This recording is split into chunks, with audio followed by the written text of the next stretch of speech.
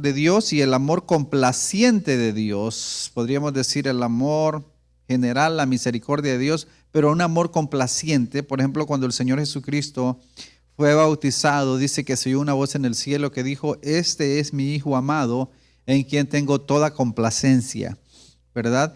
Entonces, como Él amó a su Hijo y nosotros estamos en Cristo, entonces ese amor complaciente de Dios, ¿verdad?, es para su pueblo.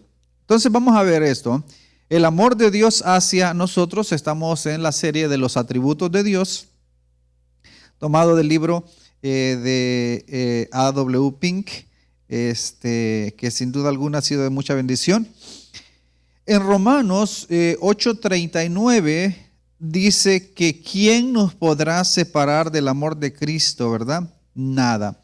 Así es que a pesar de que leemos del amor de Dios en Cristo Jesús, Señor nuestro, la Sagrada Escritura nada dice de un amor de Dios fuera de Cristo. Entonces sí nos habla constantemente acerca del amor de Dios por medio de Cristo Jesús, y no dice el autor aquí que no dice nada fuera del amor de Dios fuera de Cristo. No obstante, dice que su misericordia, su bondad está sobre todas las cosas. Entonces dice Pablo, Romanos 8:39, ni lo alto, ni lo profundo, ni ninguna otra cosa creada nos podrá separar del amor de Dios que es en Cristo Jesús, Señor nuestro. Por eso es que como cristianos, como evangélicos, estamos conscientes de que no hay salvación fuera de Cristo. Como en el caso de los testigos de Jehová, ellos no creen en Cristo como Hijo de Dios, como soberano, como divino, como una divinidad. No creen. Para ellos simplemente fue un gran maestro o un arcángel creado. Entonces, no, el Señor Jesucristo dijo, no hay otro nombre, o sea, Él dijo: yo soy el camino, la verdad y la vida, y nadie viene al Padre sino por mí. Entonces ellos creen que pueden ser salvos por las buenas obras, y lo cual es también erróneo. Y esa doctrina de los testigos de Jehová, como muchas otras doctrinas, no es algo nuevo, eso es antiguo. Y claro que no porque sea antiguo es malo, sino que quiero decir que los arrianos, los seguidores de Arrio, los arrianos eran los que creían de esa manera, que Jesucristo fue creado. Él no lo ponen a la misma altura, ¿verdad?, de lo que es Dios. Pero como Dios no tiene principio ni fin, ¿verdad? Él subsiste por sí mismo. Entonces así Dios, así Cristo, así el Espíritu Santo. Es la Trinidad, que no lo podemos entender cómo es que eso sucede. Eso no significa que no suceda, que no exista. Eso no significa que no sea así.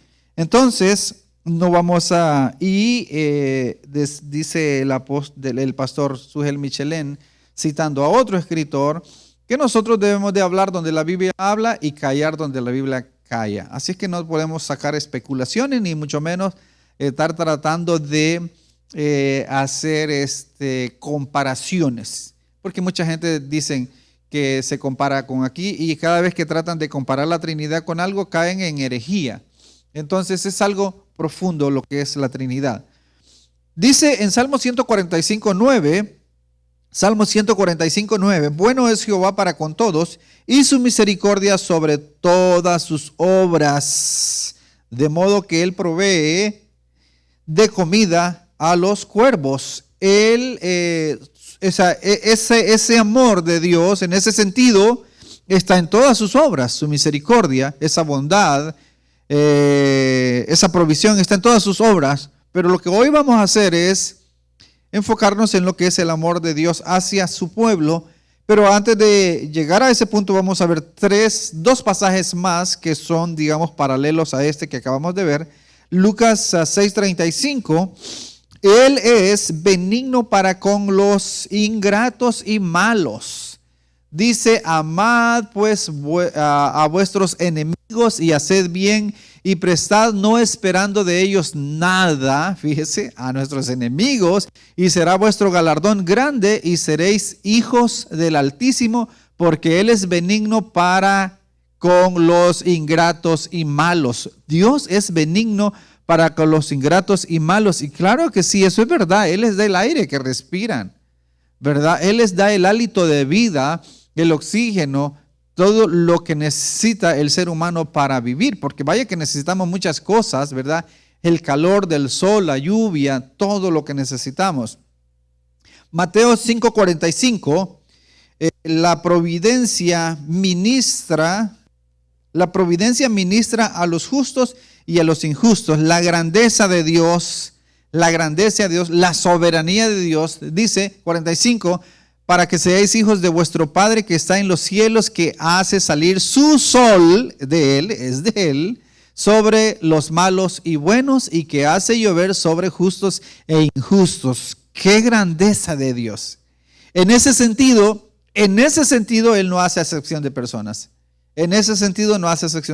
Sin embargo, en el amor hacia su pueblo, o el amor complaciente de Dios es hacia su pueblo, o sea que no es genérico, en ese sentido no es universal. Dice el autor del libro, pero su amor está reservado para sus elegidos. Eso se establece inequívocamente por sus características, dado que los atributos de su amor son idénticos a él mismo. Necesariamente es así porque Dios es amor. Dios es amor. Entonces, el primer encabezado, vamos a enfocarnos en 3 encabezados el día de hoy, y es el amor de Dios en Cristo. El amor de Dios en Cristo. Hacer ese postulado no es más que otra forma de decir que el amor de Dios es como Él mismo, desde la eternidad hasta la eternidad. Es inmutable, no cambia. El amor de Dios no cambia. Entonces, para los que piensan, o sea, yo sé que este es motivo de debates y de muchos, para los que no creen en la seguridad de la salvación, o sea, ¿cómo es posible que Dios ame a alguien, lo salve y después siempre no? Entonces, el amor, ese amor de Dios no sería inmutable, o sea, cambia o está sujeto a condición. Sin embargo, dice este autor, y ponga mucha atención en esto, nada es más absurdo que imaginar que alguien amado por Dios puede perecer eternamente o que experimente su venganza eterna. Nada es más absurdo que imaginar que alguien amado por Dios pueda perecer eternamente o que experimente venganza. No puede ser. Por el contrario, la Biblia dice que si el que es amado se extravía, ¿verdad? Dios lo disciplina. Porque Él dice que a todo aquel que ama, que toma por hijo y ama, lo castiga, lo disciplina. En todo caso, lo arregla, pero no va a dejar de amarlo. Dice que a los suyos amó hasta el final. Como el amor de Dios es en Cristo Jesús, ese amor no fue atraído por nada en sus objetos de amor, o sea, en las personas, ni puede ser por nada en de o por ellos, como había amado a los suyos que estaban en el mundo, los amó hasta el fin. Juan 13:1. El Evangelio de Juan 13:1 dice que los amó hasta el fin. Y no era que estas personas eran perfectas, no eran que estas personas eran dignas de ese amor, ¿verdad? Ya cuando vimos la serie de los discípulos, de los 12 hombres comunes y corrientes, vimos que no, eran pleitistas, eran de todo, eran celosos, eran vengativos, eran orgullosos y de todo, igual que nosotros, pero Él los amó hasta el fin, no porque ellos lo merecieran, y de lo mismo en el caso de nosotros, no porque nosotros lo merezcamos, sino por amor de su nombre, Cuando la Biblia dice en Juan 3:16, porque de tal manera amó Dios al mundo, que dio a su Hijo unigénito para que todo aquel que en Él cree no se pierda, mas tenga vida eterna.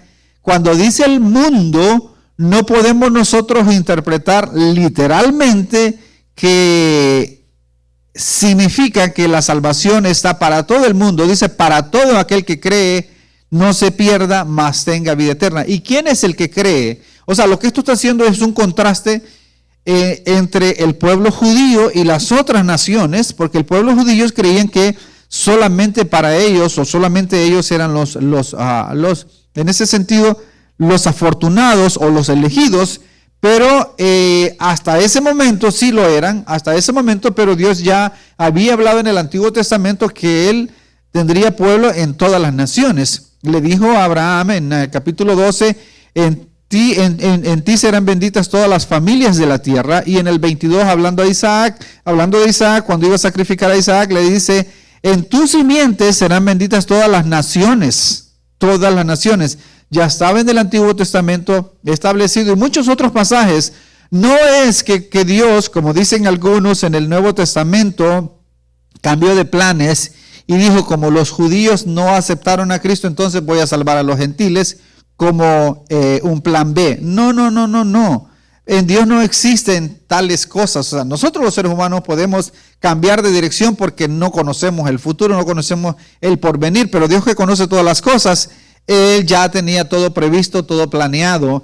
Entonces, Él, aquí en este momento, en Juan 3:16, el Señor está revelando que es para todo el mundo, para todo el que cree. ¿Y quién es el que cree? El que Dios en su soberana voluntad le otorga el nuevo nacimiento por medio del Espíritu Santo, los cuales, dicen, no son engendrados por voluntad de carne ni de varón, sino de Dios. Así es que eso es, entonces no podemos tomar literalmente el mundo, que es para todo el mundo, sino para todos los elegidos que están en el mundo. Así es que es un término general, y entonces, y para que veamos que eso es así, vamos a ver 3 pasajes más, 3 o 4 pasajes más bien, pero 3 citas. Salmo 5:5, porque si es así, si lo tomamos literalmente, entonces estos pasajes que vamos a decir a continuación contradicen Juan 3:16, si eso fuera así, pero veamos a ver que no lo contradice.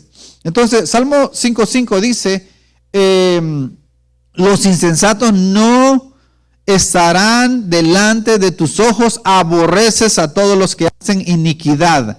Aborreces a todos los que hacen iniquidad. Entonces, Él no ama a los que hacen iniquidad. Les envía todavía la lluvia, su sol sobre ellos, la lluvia y la providencia, lo que necesitan para la subsistencia. Dios le provee todo eso, aún el alimento. Dice que Él da alimento a todas las cosas. Por eso es que ese dicho que se oye tan popular, y hasta los predicadores, cuando no saben, dicen que Dios aborrece el pecado, pero ama al pecador. ¿Verdad? Eso se oye bonito, eso es humanismo, o eso viene de otras religiones, que Dios ama al hombre, que Dios ama al pecador, pero aborrece el pecado. Eso no es lo que enseña la Biblia. La Biblia dice que Él aborrece a todos los que hacen iniquidad. Aborrece a todos los que hacen iniquidad. Por ejemplo, vamos a ver, y no algunos días, algunas veces está contento con ellos, algunas otras veces no. Veamos el siguiente, Salmo 7:11. Salmo 7:11. Entonces, no es que algunas veces, o dependiendo cómo esté el modo de Dios en ese día, en esa mañana. Dice, Dios es juez justo, y Dios está airado contra los impíos todos los días. Todos los días está airado. Airado. Si no abre la tierra para que se los trague, es porque el momento indicado que Él ha decidido que eso suceda no ha llegado, según la palabra de Jonathan Edwards. Entonces, Él está airado con el impío todos los días. Entonces ahí nos damos cuenta que Juan 3:16 no quiere decir todo el mundo, sino todos los elegidos que están en todo el mundo. Juan, esto lo podemos contrastar en Juan 3:36, que está adelante de Juan 3:16, ¿verdad? Que está enseguida de Juan 3:16. Juan 3:36 dice, el que cree en el Hijo tiene vida eterna. Pero el que rehúsa creer en el Hijo no verá la vida, sino que la ira de Dios está sobre él en tiempo presente. No dice, ni siquiera dice estará sobre él, está sobre él, ya en tiempo presente. Por eso es importante que la gente que no cree se arrepienta, ¿verdad? Nuestro llamado a la gente que no ha creído en el Señor, se arrepientan de sus pecados, porque la ira de Dios está sobre ellos como una nube, los persigue y en el momento indicado, ¿verdad?, caerá sobre ellos. O dice otro salmo, o en Deuteronomio también, que caminan como en un terreno en declive, resbaloso, y caerán por su propio peso en cualquier momento. Romanos 9:13 confirma esta postura de que Dios en su soberana voluntad, o su amor, el amor complaciente de Dios es para unos y no para otros. Como está escrito, a Jacob amé, mas a Esaú aborrecí. Eso está en Malaquías. Entonces Dios es soberano, y él aunque aborreció a Esaú, Esaú siguió viviendo, ¿verdad? Caín, después de que mató a Abel, aún siguió viviendo, ¿verdad? Dios siguió proveyendo de la bendición del alimento, pero no quiere decir que lo amaba. Así es que vamos entonces a ver, el principal designio de Dios es exaltar el amor de Dios en Cristo, porque Él es el único canal a través del cual fluye. El principal designio o propósito de Dios es exaltar el amor de Dios en Cristo, porque Él es el único canal a través del cual fluye su amor, solamente a través de Cristo. Entonces, tener a Cristo es tener ese canal de amor, de bendición. Entonces, por eso nuevamente, los que rechazan a Cristo no tienen esa esperanza, El Hijo no ha inducido al Padre a amar a su pueblo, sino que fue su amor por ellos lo que lo llevó a dar a su Hijo por ellos. No fue el Hijo que indujo al Padre o que motivó al Padre a amar al pueblo, sino que el amor del Padre fue que hizo que su Hijo fuera enviado a morir por ellos. Dice Ralph Erskine, dijo, Dios ha usado una manera maravillosa de manifestar su amor.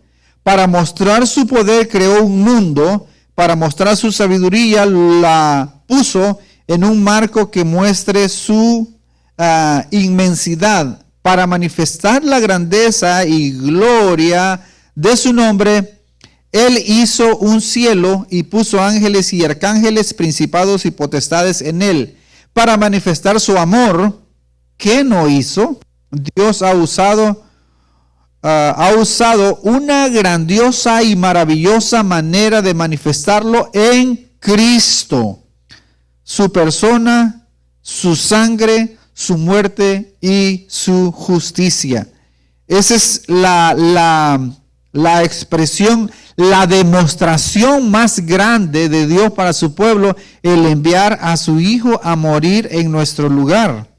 Segunda de Corintios 1:20, porque todas las promesas de Dios son en Él sí y en Él amén, para la gloria de Dios.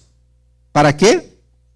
Para la gloria de Dios, no es para nosotros, no somos el objeto nosotros más importante de este mundo, como algunos dicen, o unos falsos predicadores, que nosotros somos el objeto más importante. Se llegan a decir que hasta Dios no puede vivir sin nosotros, llegan a decir semejante cosa, ¿verdad? Y herejías.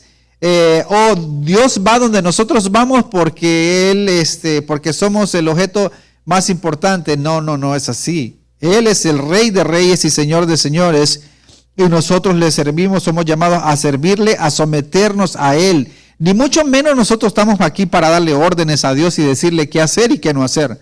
No, de ninguna manera, ¿verdad? Como muchos enseñan. Como fuimos elegidos en Cristo, vamos a ver Efesios 1:4, según nos escogió en Él antes de la fundación del mundo, para que fuésemos santos y sin mancha delante de Él. Él nos escogió antes de la fundación del mundo, ¿verdad? mucha gente que tiene problema con la predestinación, pues al llegar a este versículo, pues se chocan, se estrellan, porque ¿qué pueden decir? O sea, ¿qué otra manera, o sea, más clara está y no solo este versículo, muchos otros textos que hablan de eso?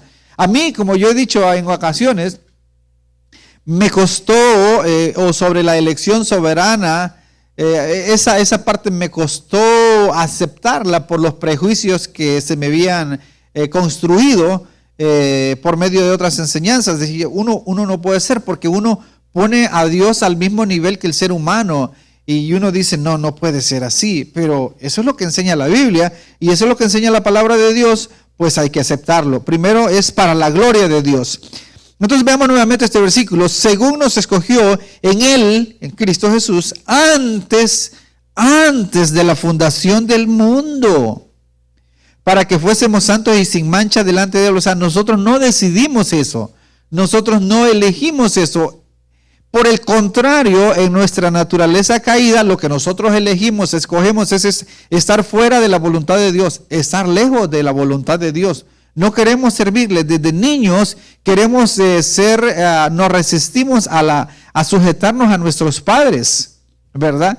Y los que tienen niños chiquitos están viviendo eso, ¿verdad? Que quieren ser independientes, quieren ser lo que ellos quieren y no quieren obedecer, ¿verdad? Y eso es la naturaleza de cada uno de nosotros. Está dentro de nosotros esa naturaleza caída.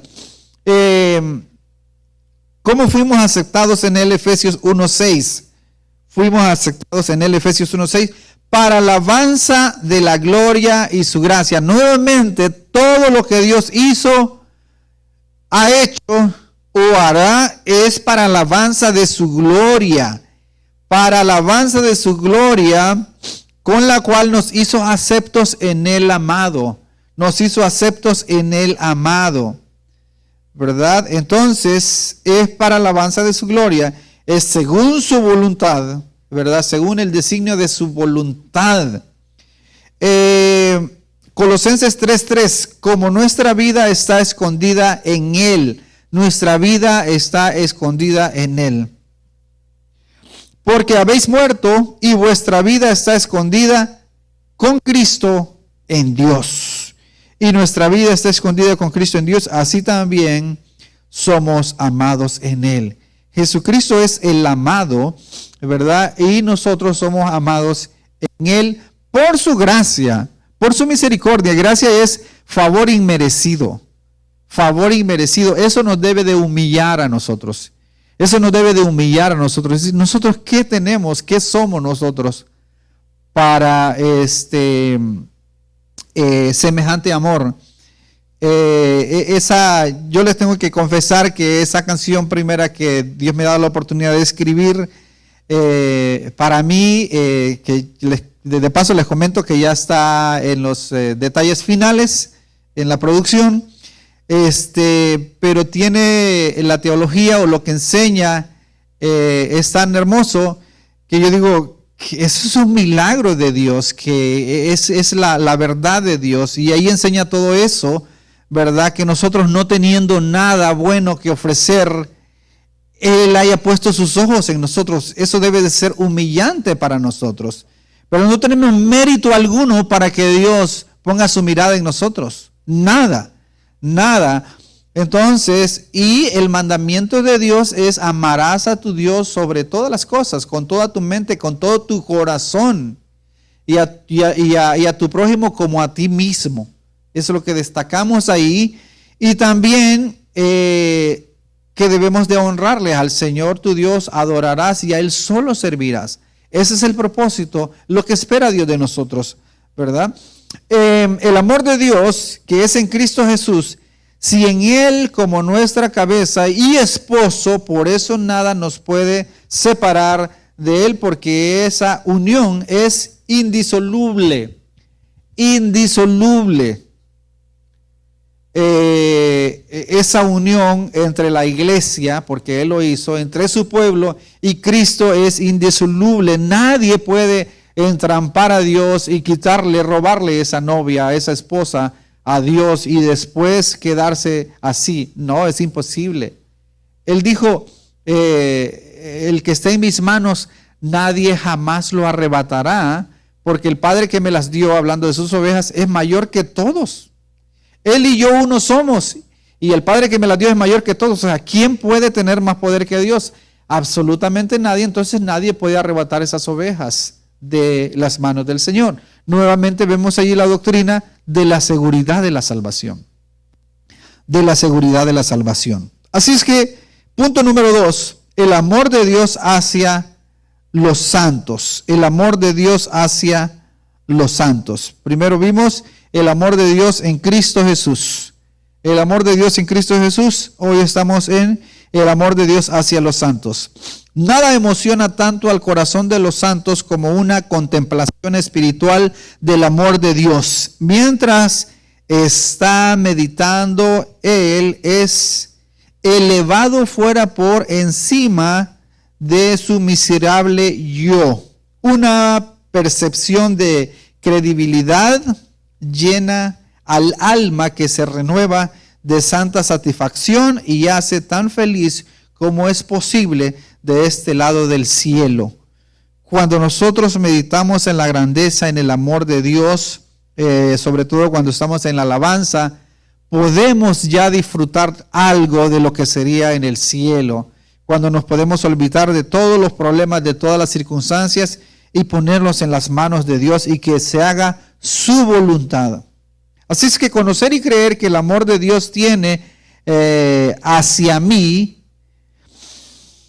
conocer y creer en el amor que Dios tiene hacia mí, me resulta en un fervor y un anticipo del cielo mismo, de lo que será esa gloria. Vamos a ver Isaías 41, 14.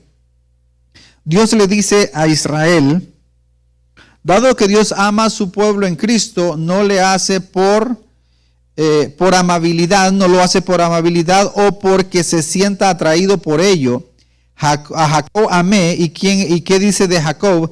Si aquel que naturalmente era poco atractivo, si el despreciable Jacob, el gusano de Jacob, que lo llama gusano de Jacob, no temas, gusano de Jacob, oh vosotros los pocos de Israel, yo soy tu socorro, dice Jehová, el Santo de Israel, es tu Redentor. Mientras leía esto, me pongo a pensar, un gusano es algo asqueroso, ¿no es así?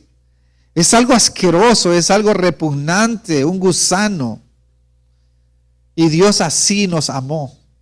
Así le dice a Israel, así le dice a su pueblo. Así le dice a su pueblo. Entonces no era que teníamos algo atractivo. Para nada. Para nada. Para nada. Como Dios ama a su pueblo en Cristo, su amor no se regula por cuántos frutos lleven, sino que su amor siempre es el mismo. No cambia. O sea, no depende de nosotros, depende de Él.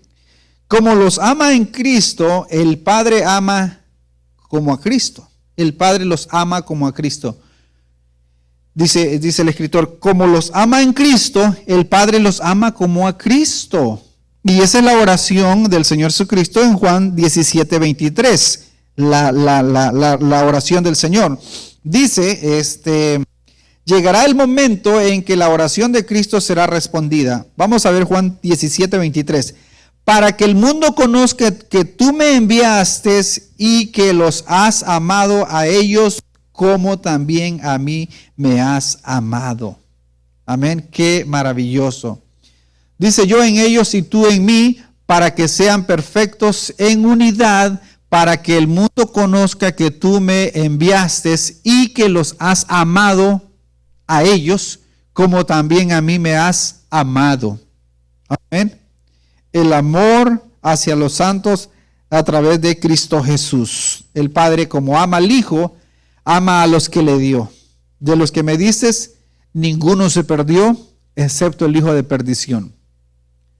Había un famoso predicador que le preguntan ahí, este predicador estaba, y es herejía, diciendo que Judas, el problema de Judas es que fue a buscar perdón con los líderes religiosos. Y los líderes religiosos no le dieron la mano. Entonces, ese fue el problema de Judas, que Judas no encontró la ayuda suficiente. Entonces, lo que este señor está diciendo es que la salvación entonces depende de los líderes, de los predicadores o de los intérpretes de la ley, de los maestros, de los pastores. Eso es lo que está diciendo. Entonces, no depende de Dios. Pero la Biblia dice que la salvación es de Jehová.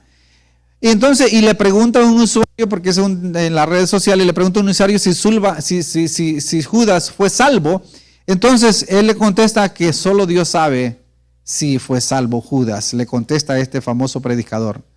Entonces, este hombre está claro que ignora las Escrituras, porque solo basta leer el capítulo 17, dice, de los que me diste ninguno se perdió, excepto el hijo de perdición, para que se cumpliese la Escritura. Entonces, él se perdió. La Biblia claramente lo enseña, ¿verdad? Que no fue salvo. Entonces, pero estas personas quieren considerarse saber mucho y caen en herejía. Así es que Dios nos ama en Cristo Jesús. ¿Qué deleite infinito tiene el Padre al contemplar a su pueblo en su amado Hijo? Todas nuestras bendiciones fluyen de esa preciosa fuente. Veamos 1 de Juan 4:19. El amor de Dios a su pueblo no comenzó ayer, comenzó con el amor de su pueblo hacia Él.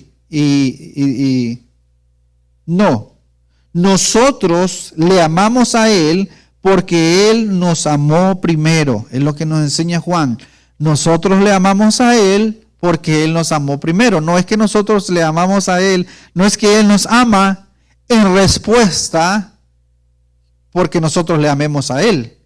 Él no nos ama en respuesta porque nosotros, no está correspondiendo a Él nuestro amor, sino por el contrario, nosotros le amamos porque Él nos amó primero y Él ha condicionado, Él ha cambiado nuestro corazón de piedra, ¿verdad? Para que nosotros le podamos amar a Él. Como hemos dicho muchas veces, no estamos aquí a la fuerza, ¿verdad? Estamos aquí por amor a Él, por agradecimiento, porque necesitamos de Él. Por eso estamos aquí. Así es que vamos a ver, nosotros no le damos a Él primero para que Él pueda volvérnoslo nuevamente. Nuestra regeneración no es el motivo de su amor, sino que su amor es la razón por la cual Él nos renueva según su propia imagen. Él nos renueva, esa imagen que fue perdida por el pecado, Él los renueva nuevamente. Por eso dice la Escritura, de modo que si alguno es en Cristo, nueva criatura es, las cosas viejas pasaron y he aquí todas son nuevas en Cristo Jesús. Él dice, yo hago nueva todas las cosas. A menudo la primera manifestación de su amor aparece cuando sus escogidos, lejos de estar buscándolo, están en el peor momento. Fíjese eso y vamos a ver unos ejemplos para eso. Que a menudo cuando el amor de Dios se manifiesta a su pueblo, a sus escogidos, no están buscando a Dios. Por el contrario, están más lejos de Dios, más metidos en el pecado, en la idolatría, y ahí Él se manifiesta y los llama. Ezequiel 16:8, un poquito de contexto. Israel se había vuelto a la idolatría, a dioses que por naturaleza no eran dioses, ídolos. Habían hecho todo, ofrecieron sus propios hijos en sacrificio. Hicieron peor que las naciones de Canaán a la cual Él los había llevado. Dice que hicieron peor, tanto que no hubo remedio y Dios tuvo que cumplir lo que les había dicho, que serían llevados cautivos lejos de su tierra que Él les había dado, si hacían eso, y efectivamente así pasó. Dice, y pasé yo otra vez junto a ti y te miré y he aquí que tu tiempo era tiempo de amores y extendí mi mano sobre ti y cubrí tu desnudez y te di juramento y entré en pacto contigo, dice Jehová el Señor, y fuiste mía, le está diciendo al pueblo de Israel. En el momento que ellos habían sido más perversos, se habían prostituido espiritualmente hablando, eso es lo que hace referencia a la Escritura, se habían prostituido tras otros dioses, tras otros ídolos. Y el Señor los llama y muestra su amor y les dice, con amor eterno te he amado, por tanto te prolongué mi misericordia. Lo único que ellos merecían era juicio, castigo. Sin embargo, Dios hace lo contrario y los ama hasta el final. A menudo sus objetos de amor no solo están en su peor momento cuando el amor de Dios se revela por primera vez, sino que en realidad están haciendo lo peor, como en el caso de Saulo de Tarso. ¿Qué estaba haciendo Saulo de Tarso cuando se le manifestó el Señor? Persiguiendo a la iglesia y metiendo a los cristianos en la cárcel y dando su voto para que los mataran, ¿verdad? Él arrastraba y metía a los hermanos, enemigo feroz, que estaba dispuesto a no descansar y llegar hasta la muerte, y haciendo eso, según él, estaba haciendo la obra de Dios. En ese peor momento, Dios se le manifiesta, ¿verdad? Una luz, lo deja ciego por 3 días y el hombre es cambiado totalmente, tanto que los cristianos de ese tiempo no creían que eso hubiese pasado. Quedaban en duda, no puede ser que esto haya sucedido, que esto haya pasado. Entonces, el amor de Dios no solo precede al nuestro, sino que también fue transmitido desde su corazón hacia nosotros mucho antes de que fuésemos liberados del poder de las tinieblas y trasladados al reino de su amado Hijo. Vamos a ver Jeremías 31:3, que es lo que ya hemos citado también. No comenzó en el tiempo, sino que existe desde la eternidad. Ese amor hacia su pueblo existe desde la eternidad. Con amor eterno te he amado. Jehová se manifestó a mí hace mucho tiempo diciendo, con amor eterno te he amado, por tanto te prolongué mi misericordia. Dios se manifestó su amor cuando ellos eran esclavos en Egipto, cuando venían por el desierto, y les dijo, con amor eterno los he amado. Entonces, y lo mismo hacia nosotros, Primera de Juan 4:10. En esto consiste el amor, no en que nosotros hayamos amado a Dios, sino en que Él nos amó a nosotros y envió a su Hijo en propiciación por nuestros pecados. Propiciación, Él fue para apaciguar la furia o satisfacer la demanda de la justicia de Dios. Él murió en nuestro lugar, ¿verdad? Él fue ese sacrificio que fue para perdonar nuestros pecados. Vamos a ver otros 2 pasajes aquí. Es claro por esas palabras que Dios amaba a su pueblo mientras estaban en estado natural, destituidos de toda gracia, sin una partícula de amor hacia Él o fe en Él. Sí, mientras ellos eran sus enemigos. Romanos 5:8, mas Dios muestra su amor para con nosotros en que siendo aún pecadores, Cristo murió por nosotros. Siendo enemigos, fuimos reconciliados con Él. Siendo enemigos, fuimos reconciliados con Él. ¿Cómo esto no nos debe de llenar de alegría, de agradecimiento, verdad? Romanos 5:10, porque si siendo enemigos fuimos reconciliados con Dios por la muerte de su Hijo, mucho más estando reconciliados seremos salvos de su ira. Mucho más seremos salvos de su ira. Si siendo enemigos, Cristo murió por nosotros. Esto nos debe de llenar de agradecimiento, un agradecimiento infinito, de un deseo de servirle a Él con todo nuestro corazón. Porque llegará el momento, fíjese lo que voy a decir, llegará el momento donde todo lo que es importante para nosotros en esta vida, en estos momentos, llegará el momento donde nada será importante para nosotros. Lo único que nos importará es estar en la presencia del Señor. Llegará el momento. Todas las cosas que nos preocupan ahora, hay un montón de estrés y aquí y allá, incluso nuestra propia salud que nos importa mucho, llegará el momento donde eso no importará. No importará. Lo único que importará que estemos bien delante del Señor y que estaremos en su presencia. Eso es lo único que va a importar. Entonces, quizás a veces uno se agobia de tantas preocupaciones de aquí, de hacer allá, pero llegué al momento donde eso no importa para nada. Así que claramente eso ahora me impone una obligación 1000 veces mayor de amarlo, servirlo y glorificarlo, que si Él me hubiera amado por primera vez cuando inclinó mi corazón hacia Él. O sea, no fue que Él nos amó cuando nosotros venimos a Él, cuando nosotros decidimos, ¿verdad?, venir a Él. No, Él ya nos amaba desde antes y manifestó en su tiempo, nos trajo hacia Él.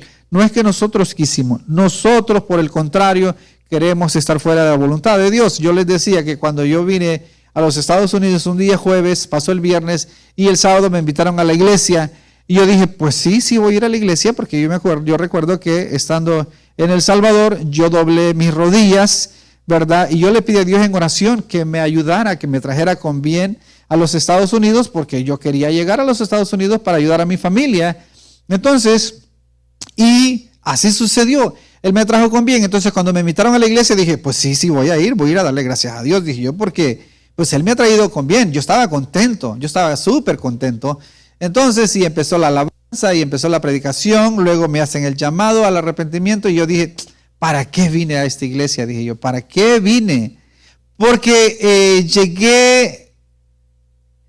cuando decidí ir, no pensé que yo me pudiera encontrar con esa realidad de que yo tenía que empezar a vivir una nueva vida para Él en ese momento, que si lo hubiera pensado así, o sea, en otras palabras, como que caí en la trampa de Dios, por decirlo así, porque no me percaté, pero claro que todo está dentro de la voluntad de Dios. Entonces, cuando me hicieron el llamado, yo dije, ¿para qué vine? ¿Para qué vine? Y ahora, ¿cómo hago? ¿Cómo salgo de este problema? ¿Cómo yo puedo seguir diciendo, no, mejor más adelante, después? No puedo hacerlo. Yo le pedí a Él que me trajera con bien. Entró una lucha dentro de mí. Yo le pedí a Él que me trajera con bien y lo hizo. Y ahora pues yo le voy a servir al Señor. Y con cobardía dije, al cabo que aquí nadie me conoce, porque me daba vergüenza que dijeran que yo era cristiano, ¿verdad? En El Salvador yo no lo hacía porque dije, no, pues es que me van a invitar a los bailes, los amigos, y no voy a poder ir con ellos. Entonces yo sabía que hay una diferencia en un ser cristiano y no ser cristiano.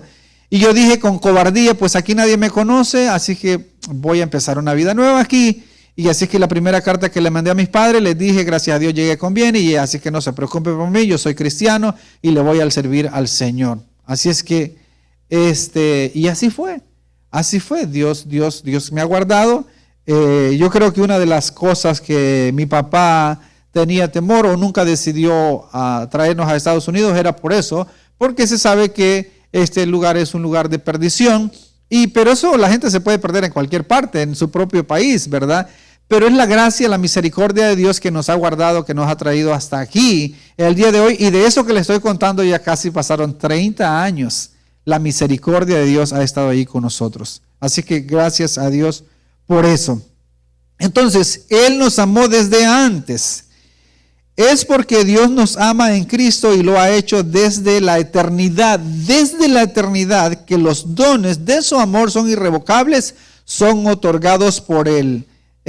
Santiago 1:17 dice que Él, toda buena dádiva y don perfecto, don es regalo, ¿verdad? Perfecto, desciende de lo alto del Padre de las luces, en el cual no hay mudanza ni sombra de variación.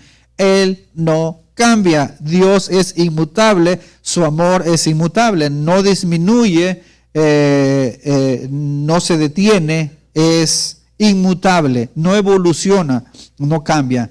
El amor de Dios realmente hace un cambio en nosotros cuando es derramado en nuestros corazones, pero no hace ningún cambio en Dios. O sea, Dios es igual, Él sigue siendo igual porque Él no cambia, pero nuestros corazones sí son cambiados, son transformados. Romanos 5:5, estoy tan emocionado que no había visto el reloj y ya estamos pasados de la hora. Romanos 5:5, la esperanza no avergüenza porque el amor de Dios ha sido derramado en nuestros corazones por el Espíritu Santo que nos fue dado.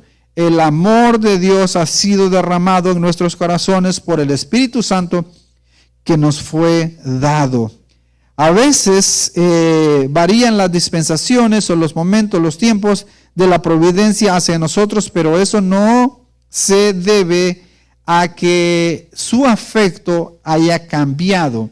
Incluso cuando nos castiga en su amor, puesto que tiene nuestro bien a la vista, Hebreos 12:6, porque el Señor al que ama disciplina y azota a todo aquel que toma por hijo.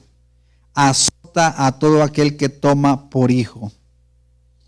Entonces, aun cuando eso hace, no significa que disminuye o cambia su amor hacia nosotros. El punto número 3, que me voy a quedar ahí porque ya estamos pasado del tiempo, las operaciones del amor de Dios. Las operaciones del amor de Dios. Vamos a dejarlo ahí porque el tiempo se nos ha pasado y esto es muy importante. Quizás vamos a tener que hacer otra segunda parte de esto porque es algo maravilloso.